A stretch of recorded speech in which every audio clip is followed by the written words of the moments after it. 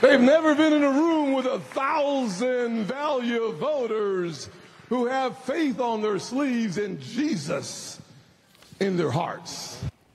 All right, that was South Carolina Senator Tim Scott speaking at the Iowa Faith and Freedom Coalition over the weekend as he inches closer to a possible run for the 2024 GOP nomination. Joining us now for more, South Carolina Senator Tim Scott. Senator, good morning. It's great to have you on. Good morning. Thank you very much. It's good to be back. Yeah, it's good to have you back, sir. Politicians typically go to Iowa when they're running for president. The AP had some reporting about this over the weekend that they expect a new wave of GOP candidates to join the campaign very soon. When does exploratory committee shift to I'm running for president? I will say without question that my Faith in America tour that has led to the exploratory committee has been very impactful. I've learned that people are truly hungry for an optimistic, positive message as long as it is anchored in conservatism. That is the primary key. I'll say without any question, we continue to look at the blueprint for how to ruin America being posted by President Biden and the radical left. There's a reason why patriotism is down and attacks on religious liberty is up. The radical left has simply zeroed in on the foundation of this nation. One of the things I continue to hear from voters across the country is the importance of telling the truth that we should celebrate our founding fathers and the Judeo-Christian foundation of this nation, not cancel it. Okay. And Senator, if you were to make a formal announcement, when do you expect that would be? You know, as I continue on the tour, one of the things we continue to look for is to make sure that we're building momentum. So far, so good. I would think that a decision would be coming sooner than later. But so far, I'm excited to hear the American people do have a desire for that positive, optimistic message that we continue to share with them wherever we go. And you were well received out there in Iowa over the weekend. Tomorrow, Joe Biden reportedly going to announce that he's running for president again. He's going to release a video at some point tomorrow morning. This on the heels of that NBC News poll over the weekend. 70% of voters do not want Joe Biden to run again. Age could be a huge factor in this election. How big a problem is this for Democrats? I think it's a huge problem, but age is not the problem from my perspective. It's incompetence.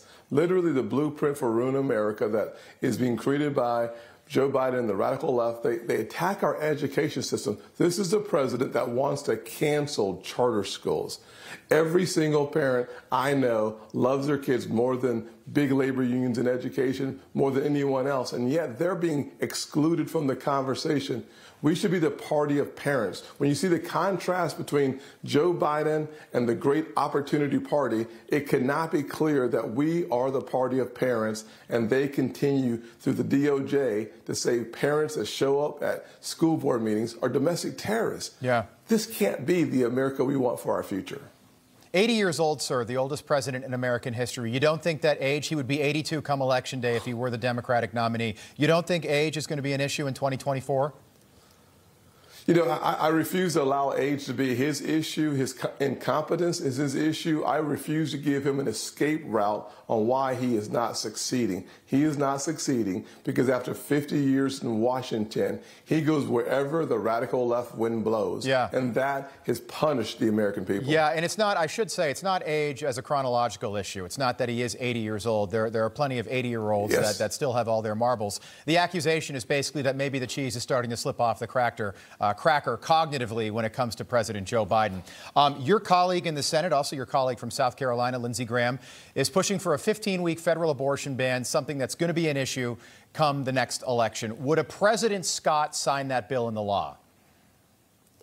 Every day, I would sign that bill into law. I would sign the most conservative pro-life legislation you can bring to my desk. The truth is that life is valuable because intrinsic value comes from God. I have a 100% pro-life voting record, and I'm a 100% pro-life conservative. I would look forward to signing that 15-week bill. Senator, you've said in the past that the road to socialism runs right through a divided Republican Party, and I think there is a faction of the GOP that thinks that another Trump term could be dangerous for the United States. But what about another Joe Biden term? Oh, we know that is dangerous for the American people without any question. Think about the 4 parts of that blueprint to ruin America. Patriotism's down, religious liberties, assaults are up. Education is at its lowest level, perhaps in the history of the country. When you find the measurements from the post-COVID, we've seen scores drop precipitously. Our economy, we're facing 16% inflation since he's become president, and every county in America is a border county. This president has allowed our border to be unsafe, wide open, and unsecured. We cannot allow for 70,000 more Americans to lose their lives because of Mexican cartels bringing fentanyl across our border and 6.3 million illegal crossings.